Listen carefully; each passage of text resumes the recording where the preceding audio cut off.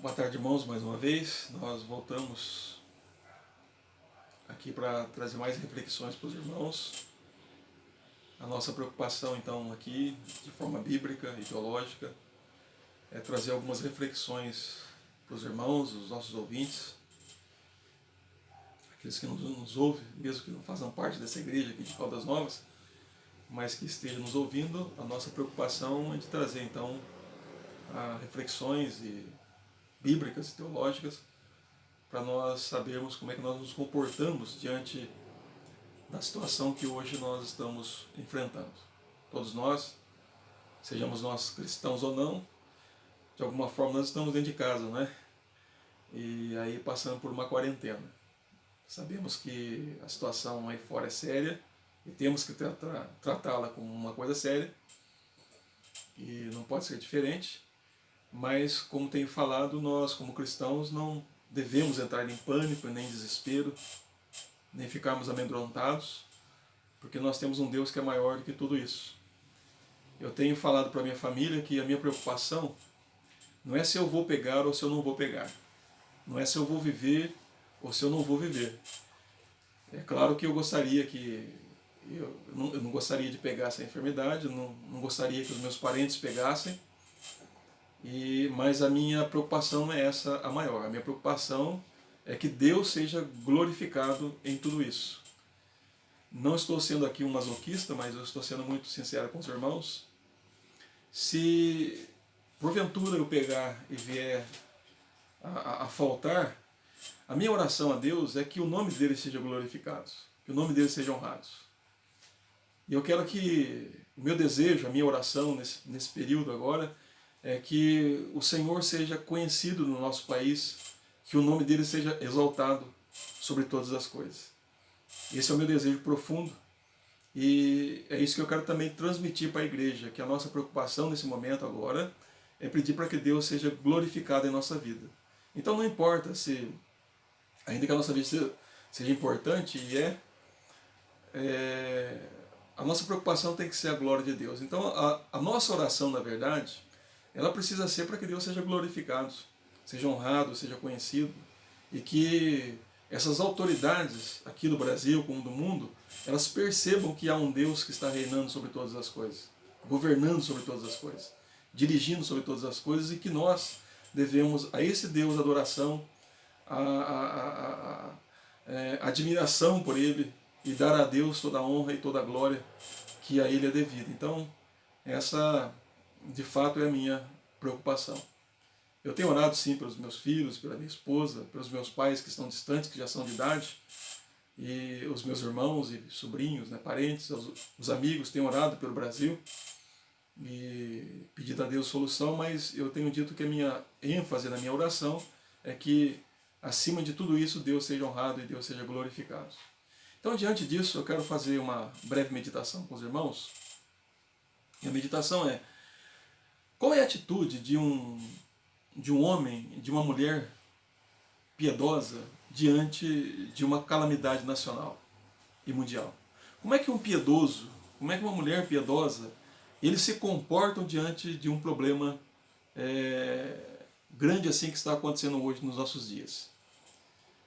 Eu quero alertar os irmãos que, talvez por causa de falta de uma boa informação, de uma boa comunicação da parte de algumas autoridades estaduais e também nacionais, veja bem, graças a Deus nós temos aí pessoas que estão transmitindo de maneira correta como é que nós lidamos com isso, mas também temos aqueles que são oportunistas, que têm usado desses problemas muitas vezes, tanto na área política como na área financeira, para explorar pessoas.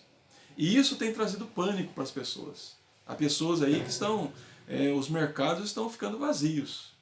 E, irrefletidamente, algumas autoridades estão tomando posições que não deveriam ainda.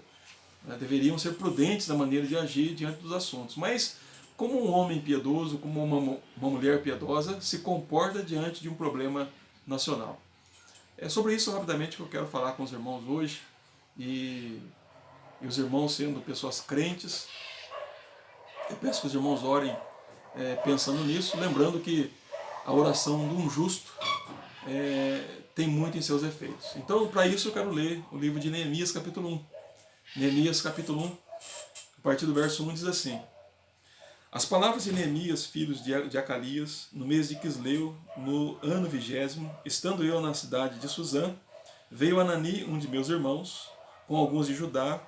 Então lhes perguntei pelos judeus que escaparam e que não foram levados para o exílio e acerca de Jerusalém.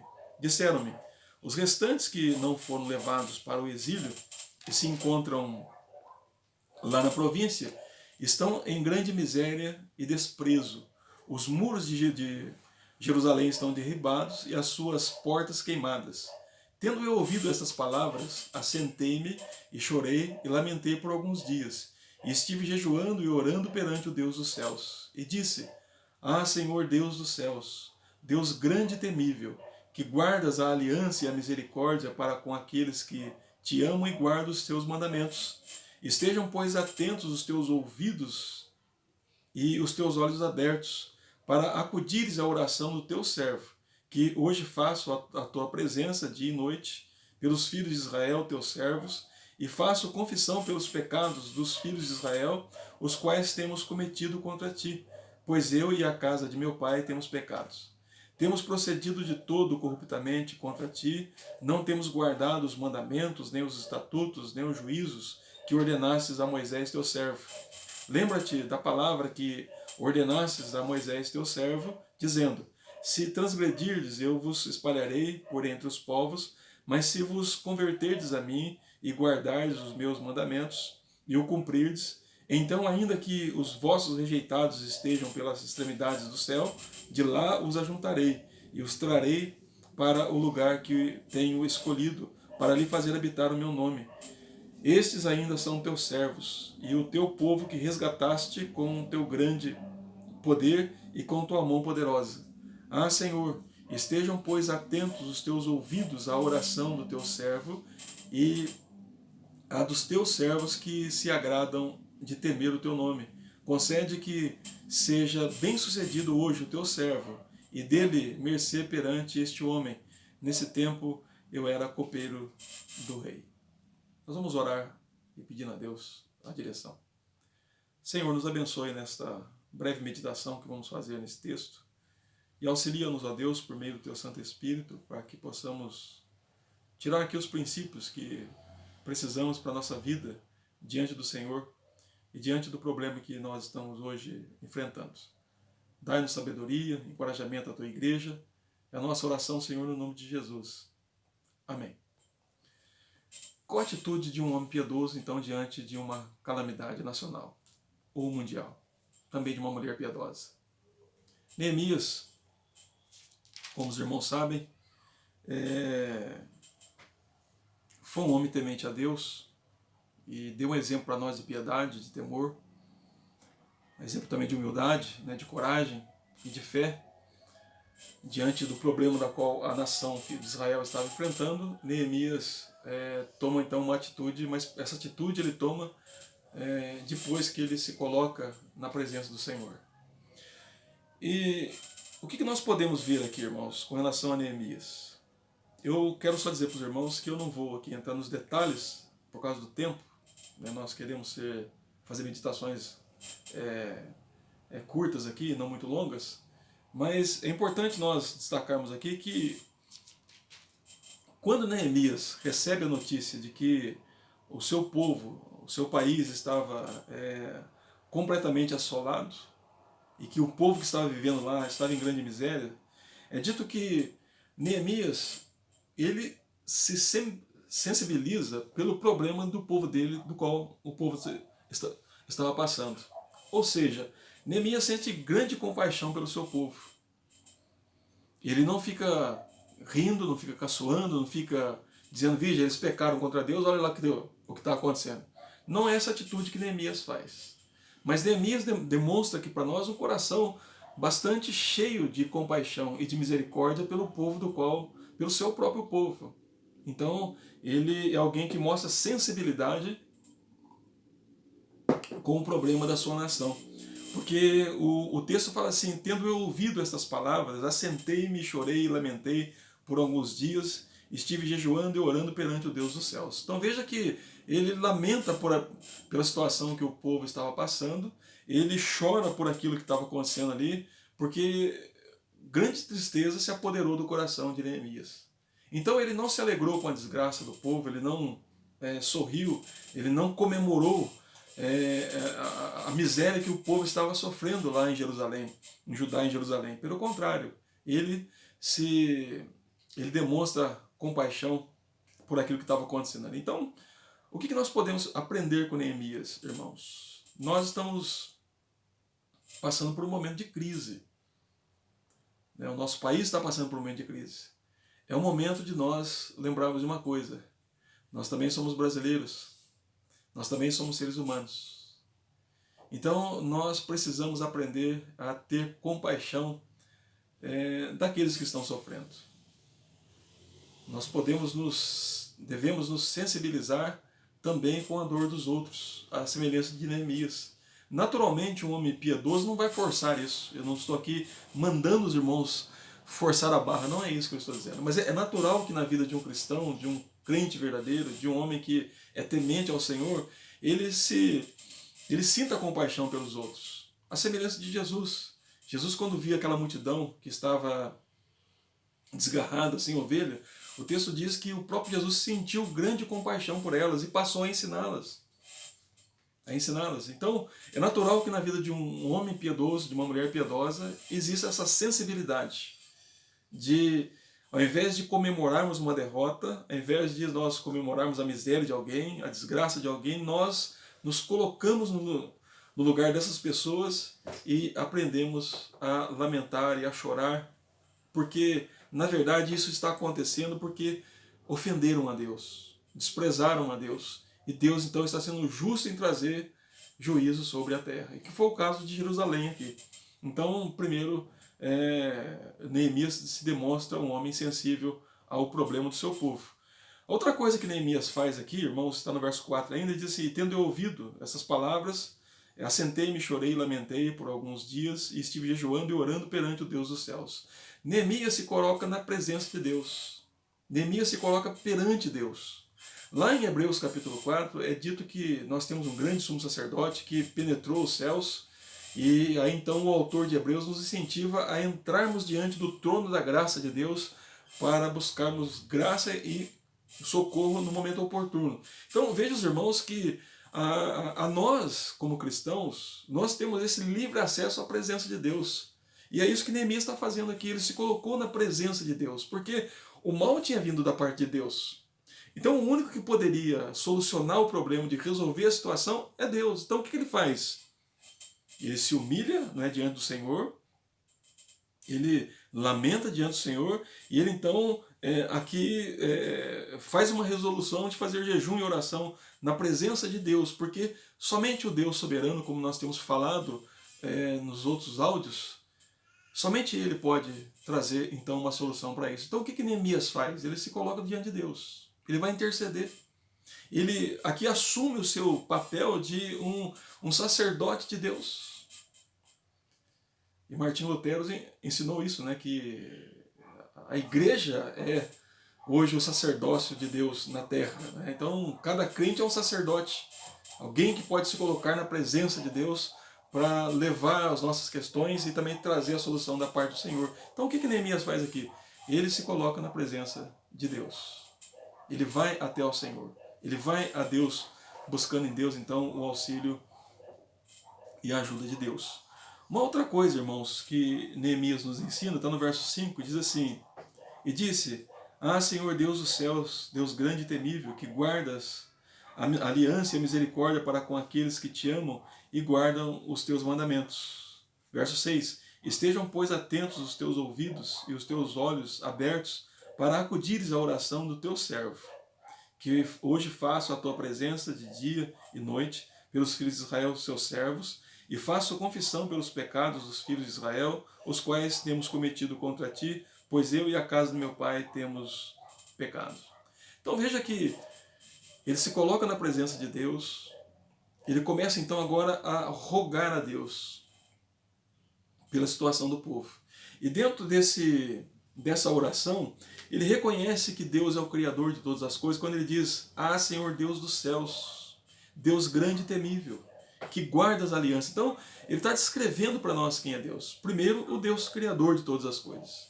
Depois, um Deus grande e temível. Deus é grande e temível.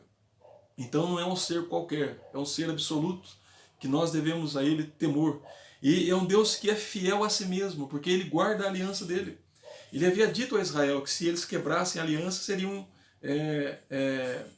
espalhados por todas as nações. Mas que se eles obedecessem, eles seriam de novo restaurado a situação. Então, Neemias aqui está falando quem é Deus, está mostrando o que Deus faz. E falando aqui da sua aliança que ele fez com o seu povo. Então, o que Neemias está... Como é que Neemias está argumentando com Deus de maneira humilde? Deus tem uma aliança. Deus é fiel à sua própria aliança, a si mesmo. Mas ele reconhece que Deus é um Deus, ele é fiel em cumprir as ameaças que ele faz, como é fiel também em restaurar quando o povo se arrepende. E ao mesmo tempo, ele no verso 6, ele começa a confessar os pecados. Ele pede para que Deus esteja atento à oração dele. Ele está intercedendo pelo seu povo, por si mesmo e pelo seu povo. Ele está rogando a Deus aqui, ele está agindo como intercessor entre Deus e o homem e pedindo: Senhor, socorra o seu povo.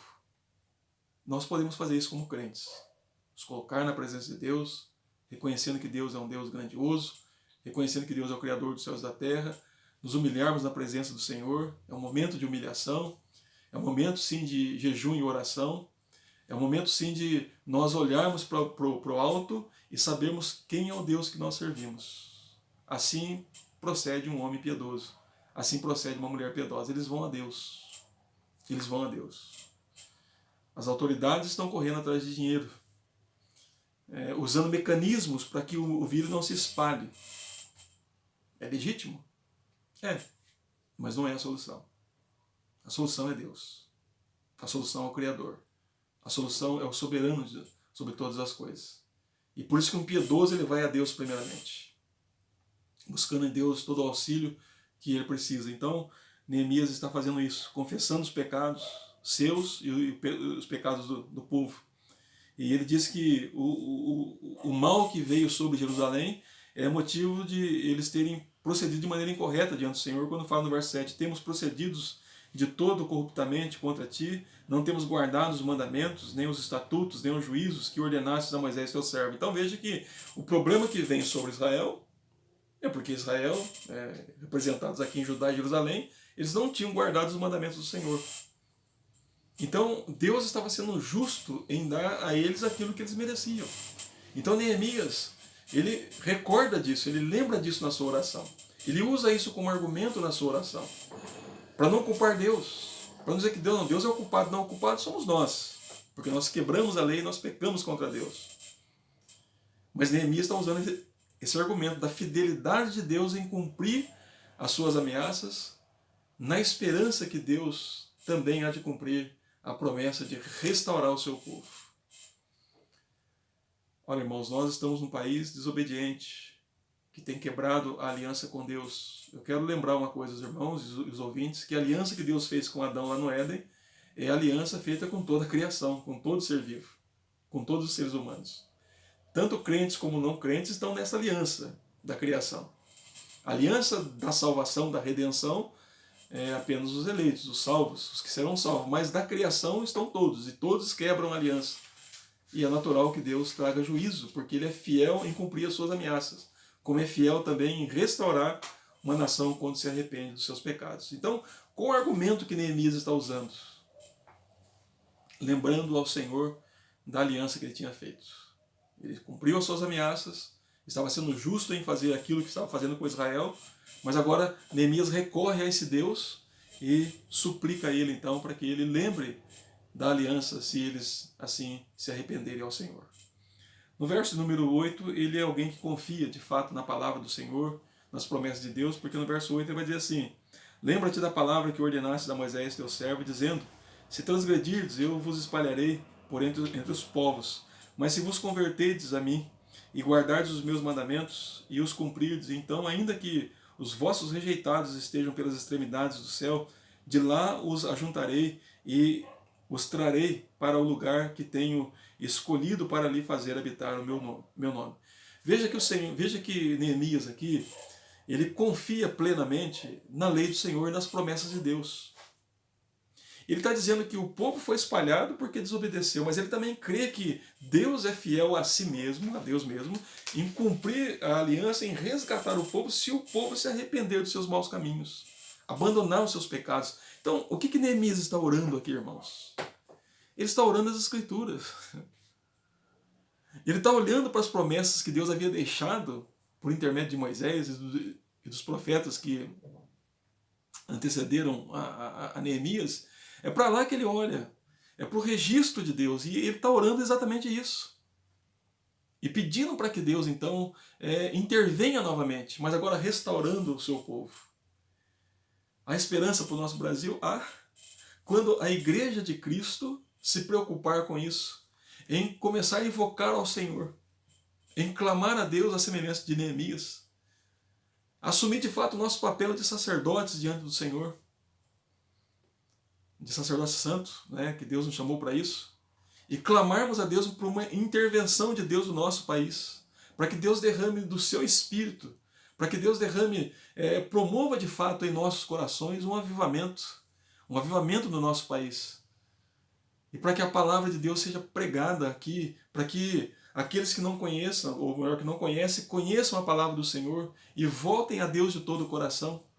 O que a nossa nação precisa? De um profundo arrependimento, abandono do pecado.